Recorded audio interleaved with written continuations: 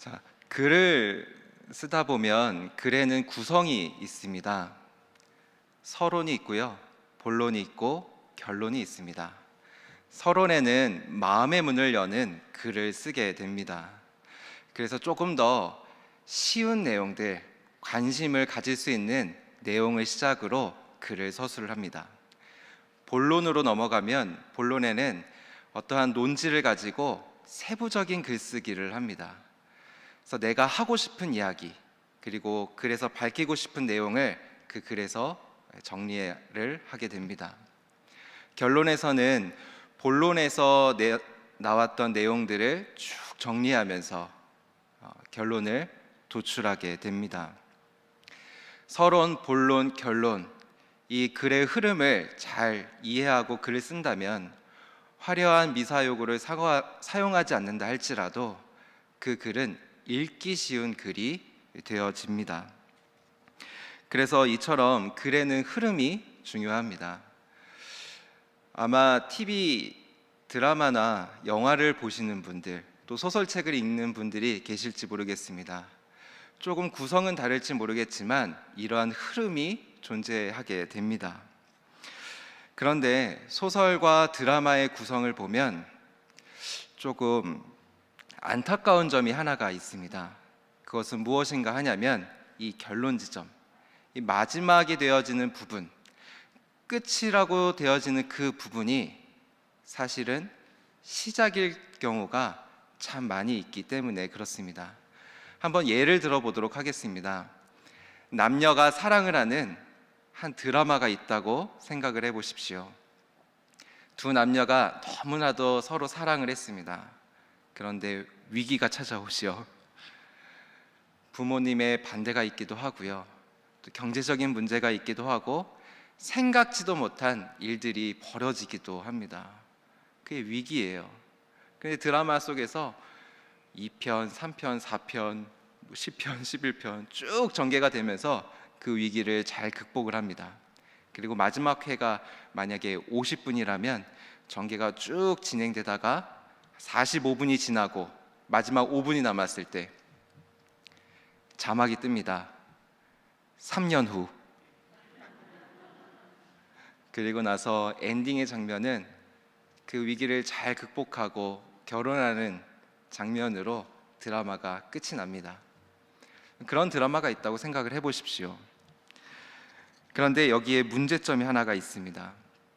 그 드라마 보면 우리의 마음이 참 좋죠.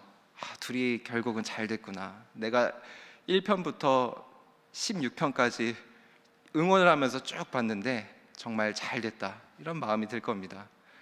그런데 사실은 그 끝나는 그 지점이 시작이 되어야 되는 시점이기 때문에 사실 그 드라마는 잘못된 구성을 가지고 있습니다. 우리는 잘 알고 있을 것입니다. 결혼을 한다고 했을 때 끝인가요? 아마 여기 계신 분들은 잘 알고 있을 것이라고 생각이 듭니다. 끝이 아니라 시작입니다. 이제부터 현실적인 문제들이 많이 대두가 됩니다. 자녀를 낳게 되면 자녀를 낳고 키우는 그 여정이 진행되게 되고, 또 경제적인 문제가 있기도 하고, 점점 나이가 들어가다 보면 우리 부모님이 연로해지셔서 또 모시고 또 그런 일들을 경험하게 됩니다. 그러니까 현실적인 문제들이 우리 안에 닥치게 되는 것이죠. 그런데 드라마에서는 그것을 화려하게 막을 내리게 되는 것입니다. 물론 반대가 될 수도 있습니다. 이 드라마 내용이 마지막에 헤어지는 것으로 끝이 났다고 생각을 해보세요. 우리의 마음이 너무 아프죠. 그리고 끝이 났어요. 그러나 사실 그 이유가 더 중요한 이야기들이 있을 수 있습니다. 이 사람이 한번 헤어짐을 경험했기 때문에 더욱 성숙된 모습으로 살아가는 이야기, 진짜 가치와 행복의 가치를 찾는 이야기, 하나님께서 짝지어 주신 사람을 다시 만나는 그 이야기가 시작되는 것입니다. 그런데 우리는 나 자신에 있어서 이러한 엔딩에 익숙한 사고를 가지고 있습니다. 이 땅에서 살아가다가 답답한 일들이 있거나 어려운 일들이 있었을 때 우리는 엔딩을 떠올립니다. 그리고 거기에 집중을 하게 되지요. 나에게 정말 어려운 일들이 생기게 되면 나의 드라마는 막을 내린 것만 같이 느껴집니다. 그런데 하나님을 믿는 우리는 어떻게 해야 될까요? 우리는 이러한 절망을 넘어서 계시는 하나님을 바라보아야 합니다. 믿는 자들에게 있어서 삶의 고통과 고난은 거기서 끝이 아니라 이제 시작이기 때문에 그렇습니다. 마태복음 5장 4절에서 보면 다음과 같이 말을 합니다. 우리 자막이 있는데요. 보시면 애통하는 자는 복이 있나니 그들이 위로를 받을 것이며, 이 말씀 너무나도 잘 알고 있는 말씀일 거라고 생각이 듭니다. 자, 애통하는 자 복을 받습니다. 애통하는 자 위로를 받는다라고 말합니다. 평행 구절인 누가복음에서 이 말씀을 보면 우는 자와 웃는 자로 표현을 합니다. 우는 자가 웃게 될 것이다. 하나님 나라에서는 우는 자가 웃게 되는 자로 역전이 될 것이라고 이야기를 합니다. 현실에서 이 땅에서 지금은 우는 자의 삶을 살아갈지는 모르겠지만 그 시점은 엔딩이 아니라 하나님 앞에서 다시 웃을 수 있는 소망이 우리에게 있기 때문입니다. 자, 오늘 우리가 읽은 빌립보서에서는 바울이 이러한 역전의 비밀을 잘 알고 있는 사람이었습니다. 빌립보서를 쓴 바울은 로마의 감옥에 갇혀진 그런 신세였습니다. 빌립보서의 문체를 자세히 읽어다 보면 그는 처음에는 이 감옥에서 자신이 처해진 상황에 안타까움을 느끼고 앞으로 주어질 처형에 두려움을 느끼고 있습니다. 처음에는 그 두려움이 두려웠습니다. 그러나 바울은 죽음이 끝이 아니라는 것을 너무나도 잘 알고 있었기 때문에 죽음이 믿음의 관점에서 유익이라는 것을 그는 알게 됩니다.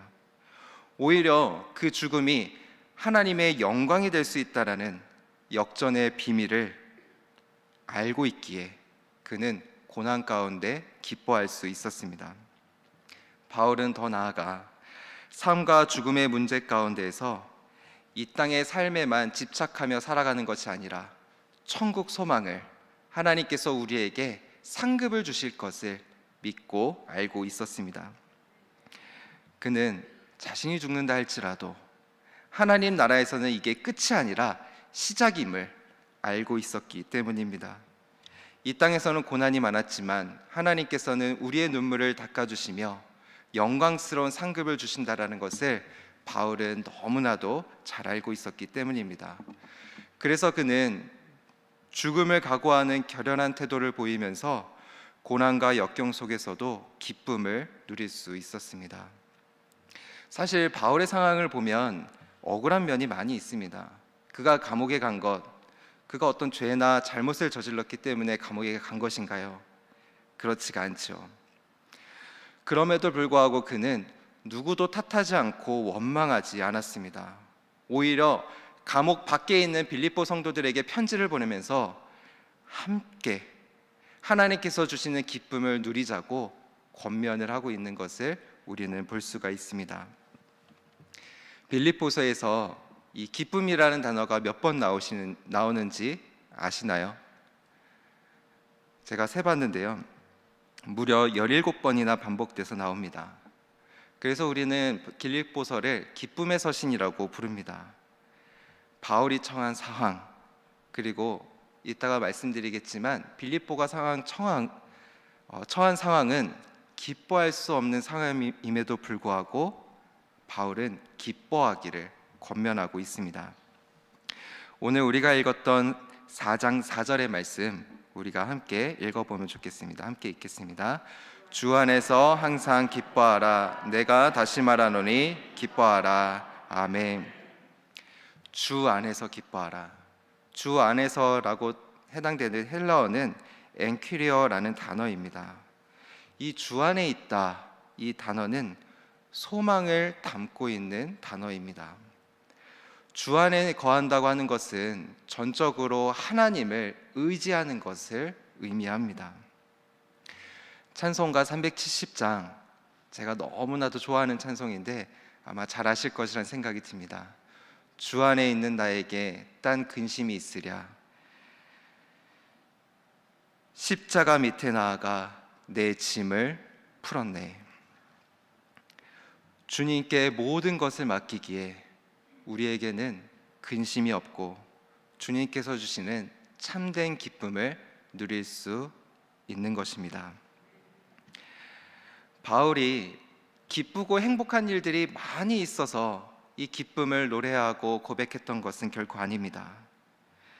하나님께 모든 것을 맡기기에, 그리고 하나님께서 주시는 기쁨을 온전히 누리기에 그는 기쁨을 선포하고 기뻐하라고 권면하고 있는 것입니다.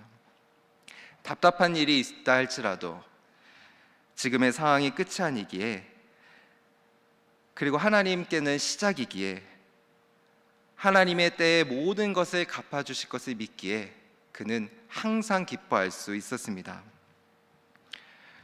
저는 이전 교회에 있을 때 한국교회 목회자들을 섬기는 사역을 5년 동안 감당을 했었습니다. 해외 선교사님들을 비롯해서 전국에 있는 많은 담임 목사님들을 영성 훈련을 하면서 섬기는 기회를 가졌습니다. 섬기면서 저는 정말 많은 목사님들을 만났습니다. 제가 그 목사님과 또 이야기도 나누고 또 삶의 이야기들을 들으면서 저는 개인적으로 그런 생각을 했습니다. 우리가 이 땅의 삶을 정리하고 하나님 앞에 나아가게 되었을 때 하나님께 상급을 받는 목사는 어떤 목사일까? 대형 교회에서 많은 사역을 하는 그런 목사님들일까? 아니면 농어촌 교회나 개척 교회 같은 곳에서 외롭게 때로는 빚도 없이 사역하는 목사님들일까? 그런 고민을 한 적이 있습니다. 고민 끝에 답은 모른다 였어요. 그것을 제가 어떻게 알겠어요? 하나님만이 아시겠죠. 그런데 목사님들께서 하시는 말씀을 통해서 제가 감동을 받았던 말씀들이 몇 개 있습니다. 그 중에 하나는 어떤 목사님들은 이런 말씀하십니다. 개척교회입니다. 새벽 예배를 드리는데 성도가 아무도 오지 않아요. 물론 주일 예배 때는 이렇게 3, 3, 5 이렇게 오곤 하시지만 새벽에는 한 번도 오시지를 않으셨대요. 하루, 이틀, 일주일, 그리고 몇 달이 지나가면서 목사님의 마음에 이런 생각이 드는 겁니다. 내가 과연 이 새벽 제단을 계속 드리는 것이 맞는 것일까? 우리의 형편에 새벽 예배 안 드리는 것이 오히려 맞는 것이 아닐까? 그 목사님은 말씀을 매일 준비해 갔는데 아무도 듣지 않는 그 새벽 예배에 내가 말씀을 준비하는 것이 과연 맞는 것일까? 성도가 한 명 있긴 있어요. 자신의 아내. 그런데 그 예배를 계속 드리는 것이 맞는 것일까? 이런 고민을 한다는 얘기를 들은 적이 있습니다. 그런데 몇십 년 동안 그 자리가 하나님께서 부르신 자리라는 것을 믿고 한 번도 빠지지 않고 새벽 예배를 드렸다라고 하는 얘기를 들은 적이 있습니다. 저희가 청지기 학교를 하고 있는데 이 모습이야말로 천지기의 모습이지 않을까라는 생각이 듭니다. 맡겨주신 자리 충성을 다해서 지키고 섬기는 것이죠. 아무도 알아주지 않습니다. 아무도 모릅니다. 오직 주님만이 아시죠. 그렇게 몇십 년 동안 섬기시는 목사님들이 참 많다라는 것을 제가 지난 5년간 깨닫게 되었습니다. 그런데 그 목사님들이 어떤 말씀을 하시는지를 들어보면 제일 많이 하시는 말씀이 그런 말씀입니다. 그 자리가 나를 살릴 수 있는 자리였습니다. 나를 목회자로 만들어주는 자리였습니다. 그 은혜, 그곳이 하나님의 은혜를 경험할 수 있는 자리였습니다. 이런 고백을 하는 것을 들은 적이 많았습니다. 그 얘기를 들으면서 제가 너무나도 숙연해지고 제가 참 많이 부끄러웠던 적이 많이 있었습니다. 아, 이게 진짜 목사구나 라는 생각도 참 많이 했습니다. 그 목사님들에게 있어서 참 많은 근심이 있었습니다. 사실은 원망하고 싶은 것도 많이 있을지 모르겠습니다. 그러나 목사님들의 마음 가운데는 바울의 마음이 있었던 것입니다. 현실이 어떠한다 할지라도 현실이 주는 기쁨이 아니라 하나님께서 주시는 그 기쁨을 누리며 나아갔던 것입니다.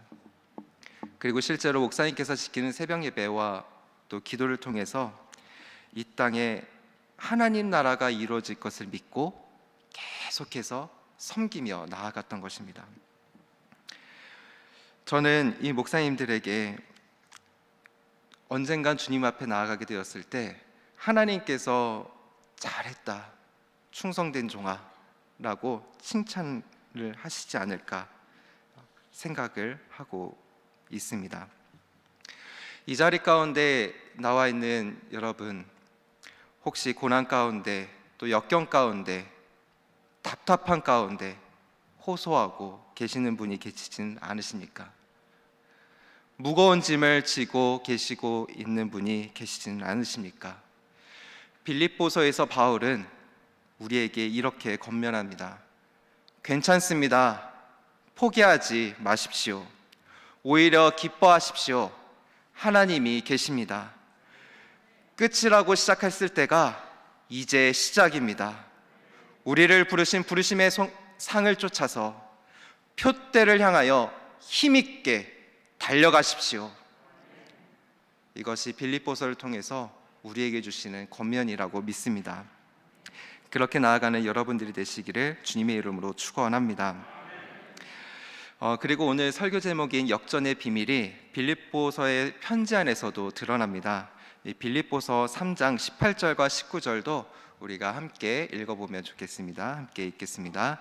내가 여러 번 너희에게 말하였거니와 이제도 눈물을 흘리며 말하노니 여러 사람들이 그리스도의 십자가의 원수로 행하느니라. 그들이 마침은 멸망이요 그들의 신은 배요 그들의 영광은 그들의 부끄러움이고 땅의 일을 생각하는 자라. 아멘. 빌립보 교회는 참 복을 많이 받은 교회였습니다. 이 마케도니아 중심 도시였기 때문에 굉장히 번창하고 발전했던 도시였습니다. 정치, 경제, 문화, 종교 많은 교류가 있었던 도시가 바로 빌립보였습니다. 그런데 교류가 많았던 만큼 종교적으로 잘못된 신앙관을 가지고 들어온 사람들이 교회에 많이 있었습니다. 점차 교회 안에서는 서로 다투고 있는 그런 분야들이 생기게 되었고 율법주의자들은 서로를 정죄하기 시작했습니다. 그리고 거짓 교사들이 교회에 들어와서 성도들의 신앙을 혼란스럽게 했습니다. 그 반대자들은 십자가 신앙을 거부를 했습니다. 상처 많고 분열되기 쉬운 교회 상황 가운데 바울은 18절과 같이 강하게 어필을 합니다. 십자가의 원수라고요. 반대자들은 십자가의 신앙이 없었습니다. 그렇기 때문에 그리스도의 죽음, 그리스도의 고난, 그리스도의 겸손 이것을 받아들이지 않았습니다. 자신이 원하는 것만 받아들이며 나아갔었습니다. 19절에 나와 있는 것처럼 그들은 땅의 일만 생각하는 자들이었습니다. 신앙을 자기 멋대로 해석하고 받아들이는 자들이었습니다. 그들의 결과는 어떠한가요? 19절의 말씀을 보시면 그들의 미래는 멸망이라고 말씀합니다. 이 땅에서 그럴듯해 보이지만, 그럴듯해 보이는 것들만 생각하고 취했지만, 땅의 것을 취하기에 더 많은 것들을 가지는 것 같이 보이지만 장래에는 하나님의 심판이 있는 멸망이 있을 것이라고 말씀하는 것입니다. 바울은 복음을 훼손하는 그 반대자들에게 역전의 비밀을 말하면서 그들의 문제를 지적합니다. 정리하면 바울 개인에게 있어서 역전의 비밀은 이 땅에서 고생하는 것 같으나, 이 땅에서는 고난을 겪는 것 같으나 하나님의 인도하심을 받는 것이고 하나님의 상급을 얻는 것이었습니다. 그리고 반대로 복음을 훼손하는 반대자들에게는 이러한 하나님의 은혜가 미치지 못했습니다. 이 땅에서는 잘 사는 것 같으나 그것이 끝이 아닙니다. 하나님 나라의 시작입니다. 하나님의 은혜가 미치지 못합니다. 반대로 바울은 감옥에 매여 있었습니다. 자유가 없는 것 같이 느껴집니다. 고난과 고통이 있습니다. 답답함이 있습니다. 자유가 없습니다. 매인 바가 되었습니다. 그러나 그에게는 하나님의 참된 자유가 있고 하나님의 기쁨이 있고 하나님의 상급이 그에게 준비되어 있는 것입니다. 우리의 정체성은 어디에 있을까요? 빌립보서 3장 20절에 명확히 말씀해 줍니다. 우리가 함께 읽어보겠습니다. 그러나 우리의 시민권은 하늘에 있는지라 거기로부터 구원하는 자 곧 주 예수 그리스도를 기다리노니. 아멘. 우리의 시민권은 하늘에 있는 것이라고 믿습니다. 그러므로 우리는 이 땅의 고난에 연연하지 말고 표대를 향하여 힘있게 달려가야 합니다. 그러할 때 하나님의 크신 사랑과 그 영광이 여기 있는 우리 모두에게, 또한 온라인으로 예배드리는 우리 모두에게 함께 누리게 될 것이라고 믿습니다. 답답함이 있는 분이 계십니까? 고난 가운데 있는 분이 계십니까? 바울처럼 나는 잘못하지 않았는데 억울한 누명을 쓰고 있는 사람이 있으니까 기뻐하십시오. 믿음으로 나아가십시오.